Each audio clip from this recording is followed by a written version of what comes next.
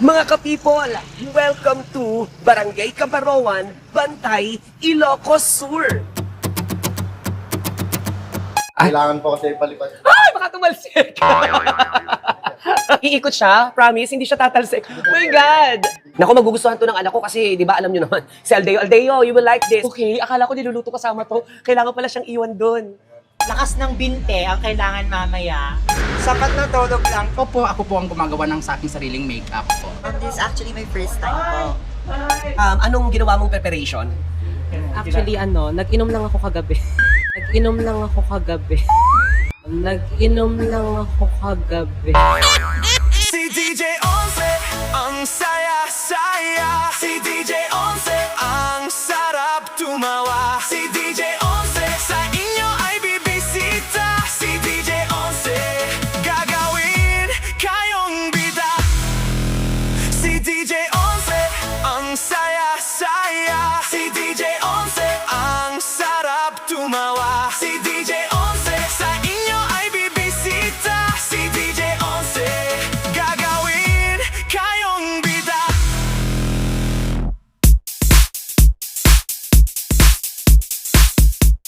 Mga ka-people, sa oras ng alas 6 ng gabi ay busy-busy na ang 17 queen natin dito sa Cabaroan na Bantay, Ilocos Sur para magpaganda, para magmukhang queenly talaga mamaya sa kanilang kompetisyon. Eh sino ba naman ang hindi dapat maging maganda? Dahil ang pinag-uusapan natin dito ay nagkakahalagang 30,000 piso kapag ikaw ang hinirang na Miss ARC Queen 2026. Ano ang preparation na ginagawa mo bago sumabak sa isang kompetisyon? Sapat na tulog lang. So narinig nyo, sapat na tulog, bawal ang nagdodroga dito. Ikaw, ganda lang ba ang puhunan mo o meron ka pa pang ibang ipapakita mamaya? Aside from driving ng 150 kilometers per hour from Pangasinan, yon, lakas ng binte ang kailangan mamaya. Maraming lakas ng binte. Oo nga naman, di ba pagkatapos mong mag-drive ng napakahabang kilometro, ang sakit na sa binti niya tapos tatayo ka pa mamaya ng ilang oras para maging maganda sa harapan ng maraming tao. Medyo puhunan nga naman ang pagkakaroon ng binting pang security guard sa contest na ito. Ikaw, kakaiba ka sa kanila kasi parang you do your own. Ganto ka ba talaga sa lahat ng competition mo? Sa mahigit dalawang dekada pong pagsasali sa Patimpalak ng Kabaklaan, ako po ang gumagawa ng sa aking sariling makeup.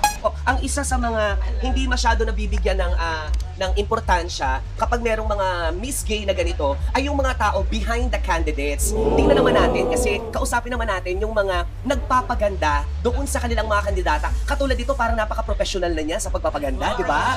Talagang kitang-kita mo naman na walang kakaba-kaba sa pagme-makeup niya. Parang talagang ginagawa niya na ito ng more than 2 decades katulad ng isang kandidata. Okay, gaano ka nakatagal na nagme-makeup sa mga ganitong patimpalak? 15 years? 15. At kamusta naman yung mga na-makeupan mo within 15 years? Ayos naman po. Sometimes hindi naman natin may iwasan na may matatalo pa rin. Pero okay lang yan. Ganun talagang pag. Grabe yung boses niya pang Julian San Jose. Talagang masyadong malambot. Mukhang siya makakakuha ng Miss Feminine voice ngayong gabi. Ay, sino ang inspirasyon mo ngayong gabi na ito? My parents po. Kamusta ka naman ate? Gaano ka nakatagal sumasali sa mga kompetisyon? This is actually my first time po. Yes po. This is your first time? Echos. Sa lahat ng parte ng kompetisyon, para sa ano yung pinakamahirap? Kasi maraming categories yan eh. Kung ikaw ang tatanungin, this is the most challenging category in every Miss Gay competition. For me, I think it's the question and answer portion because it's really hard to compose your answer during that part of the competition. Nag-diet ka ba para sa competition na ito? Anong ginawa mong preparation? Actually, nag-inom lang ako kagabi. Ikaw naman, paano mo inaalagaan ng yung mga kandidata? Ganda Ace. Ano lang? Shot lang. Shot lang. Fast forward, ito na nga ang winners ng ating Miss ARC Queen 2026. Congratulations! Amare la cucina is to love the kitchen. Pizza,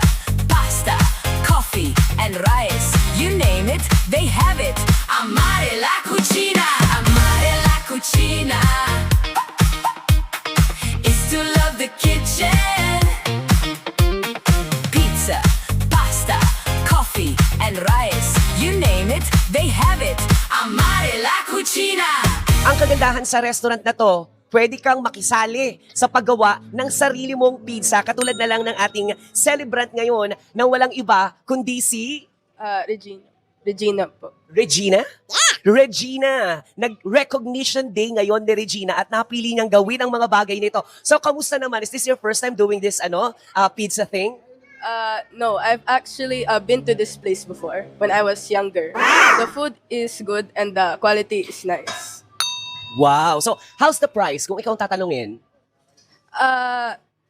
The price depends on what you're getting here, but I would say the price is alright. Maria Vianney, she is the person that I first came here with to this restaurant. And who's with you right now? Other family and relatives Would that you like I to say their names? my Lola Gigi, my mother Mary Grace, my father Dennis Adrian, and other family relatives. Amare la cucina is to love the kitchen. Mga ka-people, kasama natin ang supervisor na si Ma'am Ann. Hello po, ma'am. Good evening po. Kamusta po kayo sa mga araw na ito? Okay lang po.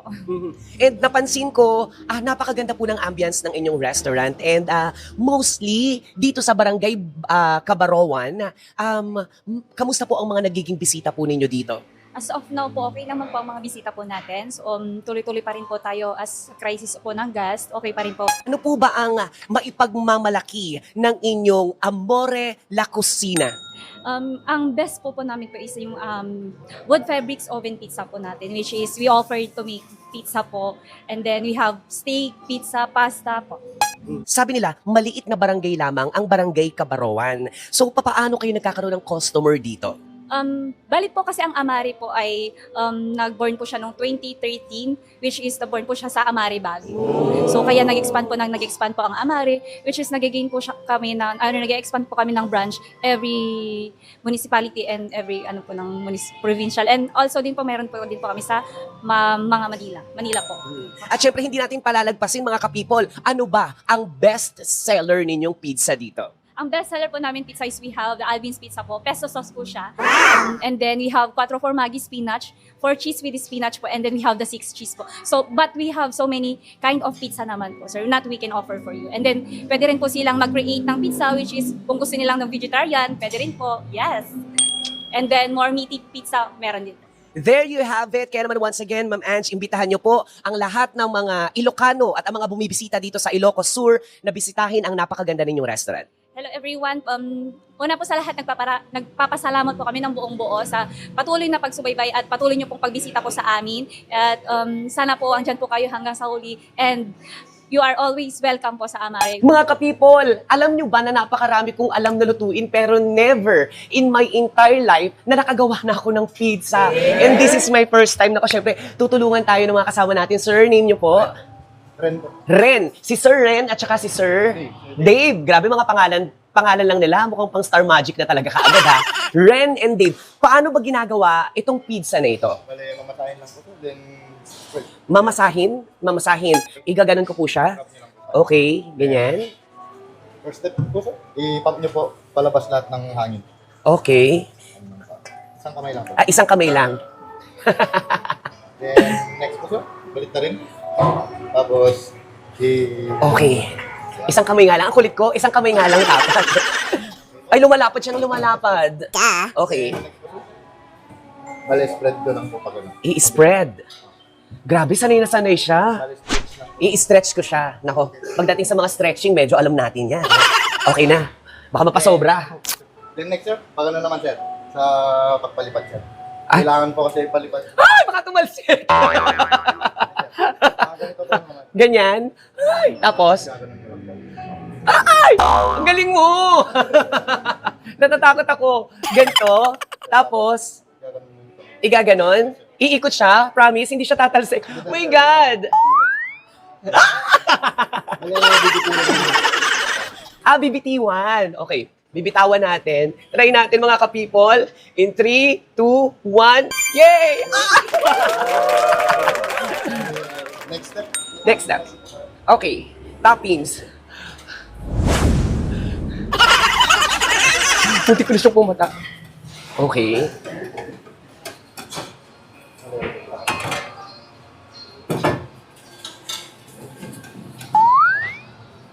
O importante, lagi nilalagay ng ganun.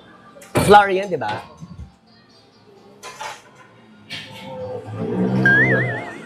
Ay, ang laki. Medyo mainit kasi galing dun sa stove.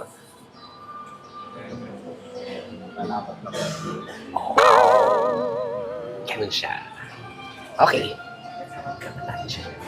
Ito po yung pinatawag na pesto sauce. Pesto. Ito yung pesto sauce. Isa sa mga best seller nila dito sa Amare La Cocina. Okay, spread mo lang po. Spread. Ito ang magic spoon. Spread lang natin. Nakakaaliw naman palang gumawa ng pizza. Tapos lahat ba? Pati yung pinaka-edge? Tira lang. Magtira ng konti sa ano, okay? Next po, sir. So- Mozzarella, parmesan, then bacon. So kahit na ano, ito muna. Cheese muna. Okay. Spread lang natin. Naku, magugustuhan to ng anak ko kasi, di ba, alam nyo naman, si Aldeo, Aldeo, you will like this because I know that you love so many cheese on the top of your pizza. And then this one. Mozzarella. I know it's your favorite, Aldeo. Yay! Shout out to my son. Then, Then next bacon naman po. so, ako na bahala, ganyan. Okay. Spread lang natin. At importante siguro hindi magkakapatong, no? Para talagang maluluto talaga siya ng ano, ng bonggang-bongga. So, i-spread nyo. Buti na lang nakapaghugas talaga ako ng kamay. There you go.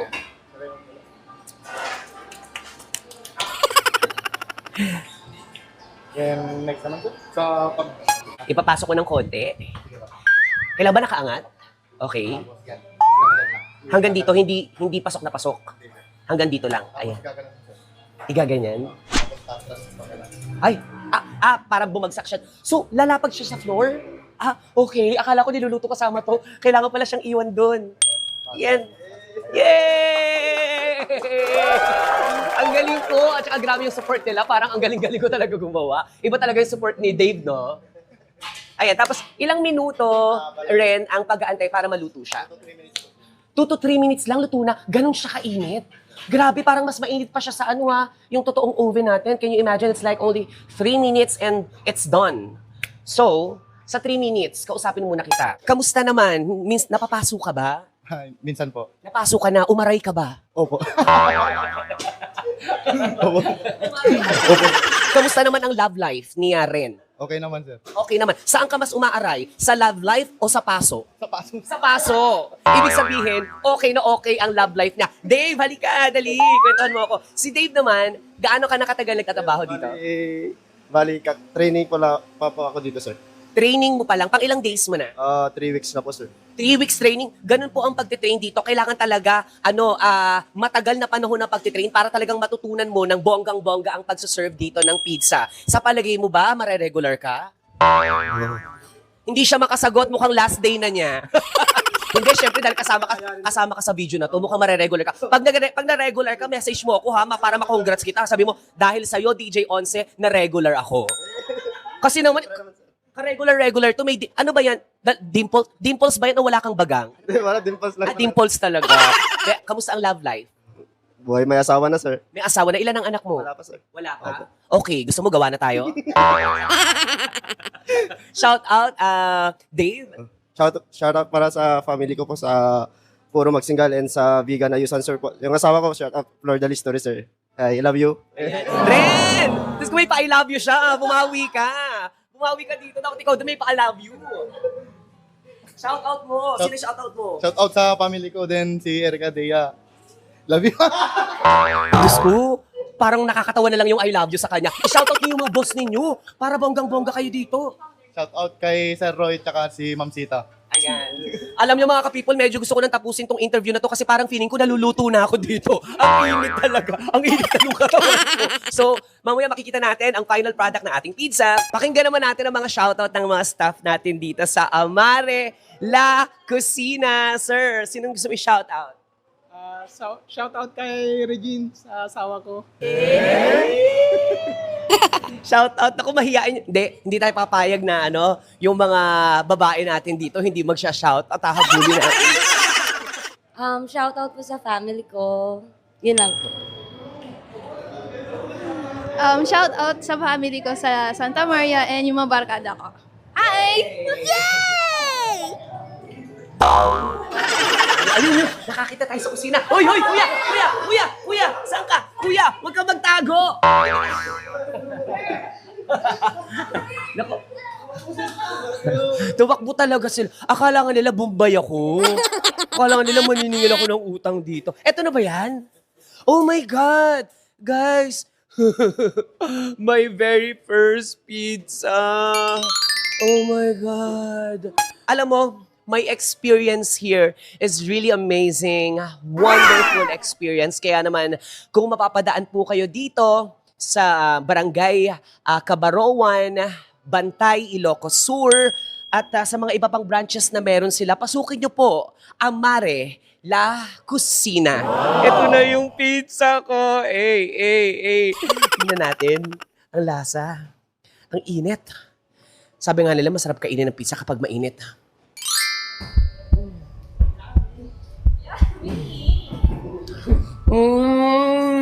Alam mo, masarap talaga siya. Pero mas masarap siya ngayon dahil ako ang nagluto. Pwede na ako mag-asawa. Okay. Pa-shoutout po sa founder po namin, si Sir Ed Mark Bustos po. Hello po, Sir. So, Boss Roy and Ma'am Zita Maglan. Ay, naku yung founder ninyo. Ma'am and boss, sana maging boss at ma'am ko din kayo ha. Send me Gcash ha.